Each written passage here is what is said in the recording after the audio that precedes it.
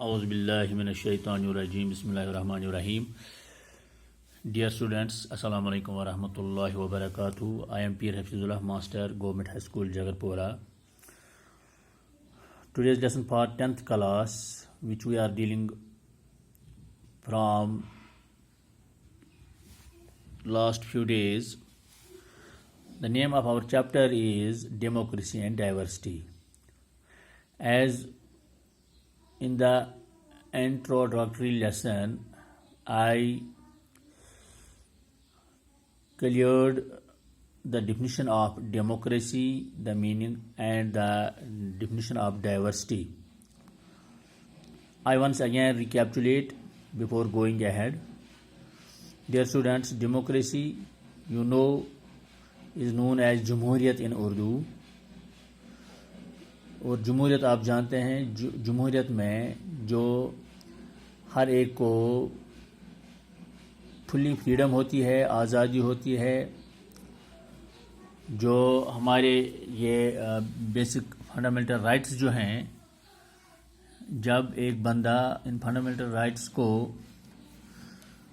आज़ादाना तरीके से इस्तेमाल करता है और जब हर एक के लिए इक्वालिटी हो मुल्क में, तो हम इसको जमहूरी निज़ाम कहते हैं. Similarly, we have diversity. Diversity means तनावु, जुदागानगी, आदमी यकसानियत. Since we have different cultures, we have different religions in our country, but all the religions, leaving their religious sentiments aside, like to live together in a democratic manner.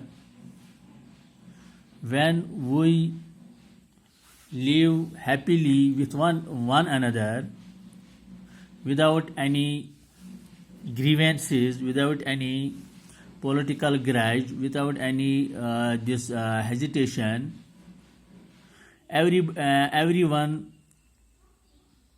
takes his path as per his religion and nobody harms him.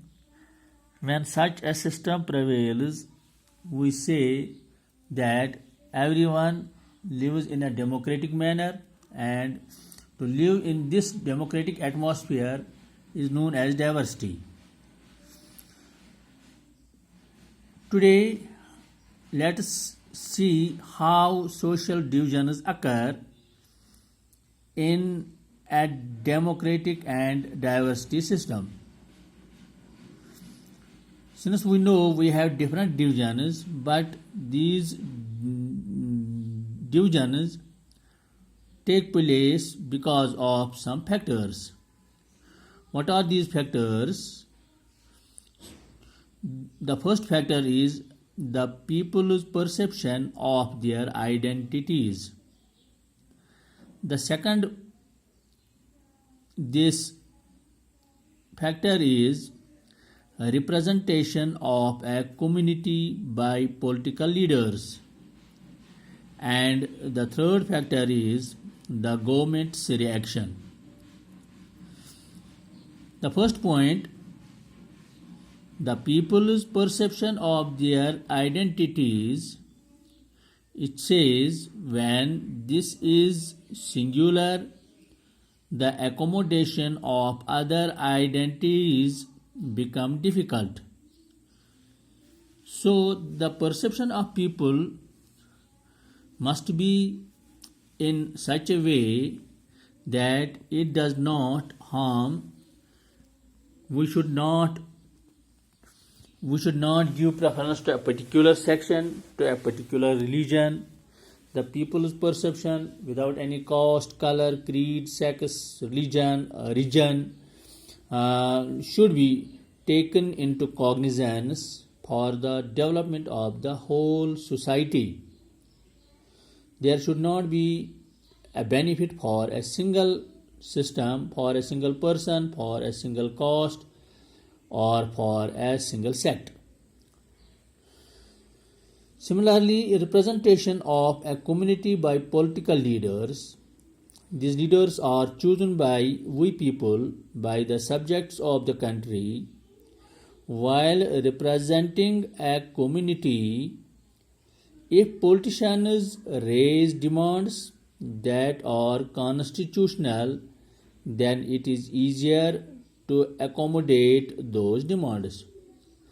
We see a political leader, a political head must be a democratic person, since he is chosen by his subjects, and after becoming the political head of the said jurisdiction, the said constitution, he should be fully aware of his subjects.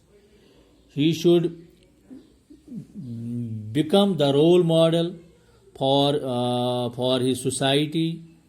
If he by anyhow tried to make happy the one sect and do not take the interest of other sects, it will create a chaos and confusion in his state of behavior, in his in his political background.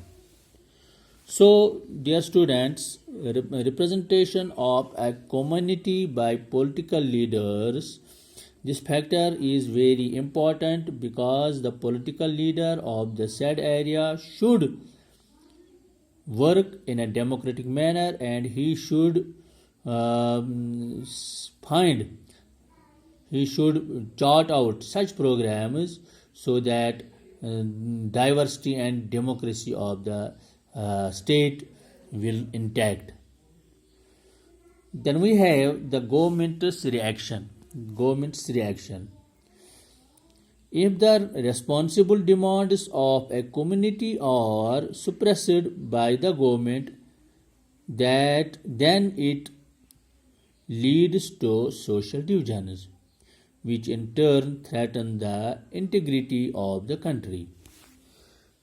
When the genuine demands are put forth before a government, if government does not take care, if government does not look it minutely as per the eyes of democracy and diversity, if government anyhow try to suppress the demands of the people, it means that government itself is responsible to create the social divisions.